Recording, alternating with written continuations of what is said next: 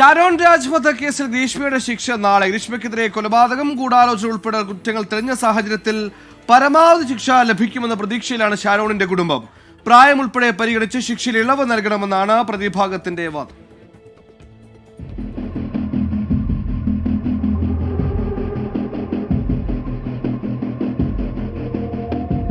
ഗ്രീഷ്മയ്ക്കെതിരെ കൊലപാതകം, വിഷം നൽകൽ, തെളിവ് നശിപ്പിക്കൽ, ക്രിമിനൽ ഗൂഢാലോചന അടക്കമുള്ള കുറ്റങ്ങൾ കോടതിയിൽ തെളിഞ്ഞു. ഇനി ശിക്ഷയാണ്.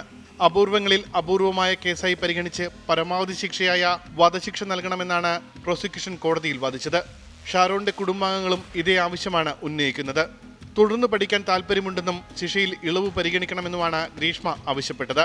ഒരു സ്ത്രീക്ക് സഹിക്കാൻ കഴിയുന്നതിൽ പരമാവധി ഗ്രീഷ്മ സഹിച്ചു കഴിഞ്ഞു. പ്രായം, ക്രിമിനൽ പശ്ചാത്തലമില്ലാത്ത മുൻകാലം എന്നിവ പരിഗണിക്കണമെന്ന് പ്രതിഭാഗം അഭിഭാഷകനും വാദിച്ചു.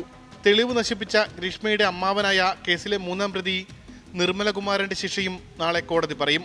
കോളേജ് വിദ്യാർത്ഥിനിയായിരുന്ന ഗ്രീഷ്മ മറ്റൊരു വിവാഹം കഴിക്കാൻ കാമുകൻ ഷാരോണിനെ കഷായത്തിൽ വിഷം ചേർത്ത് നൽകി കൊന്നു എന്നായിരുന്നു കേസ്. ഗ്രീഷ്മയുടെ അമ്മയും കേസിലെ 2-ാം പ്രതിയുമായിരുന്ന സിന്ധുവിനെതിരെയുള്ള കുറ്റങ്ങൾ തെളിയിക്കാൻ കഴിഞ്ഞിരുന്നില്ല. നെയ്യാറ്റിങ്കര അഡീഷണൽ സെഷൻ ജഡ്ജ് കേസിൽ വിധി പറയും. 2022 ഒക്ടോബർ 14-നാണ് ഷാരോൺ രാജ് കൊല്ലപ്പെട്ടത്.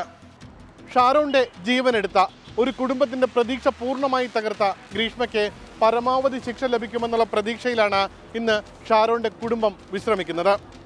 എന്നാൽ ഗ്രീഷ്മയ്ക്ക് കുറ്റബോധത്തിന്റെ ഒരു കണിക പോലും മുഖത്തുണ്ടായിരുന്നില്ല. ഉമേഷ് ബാലകൃഷ്ണൻ, 24 തിരുവനന്തപുരം.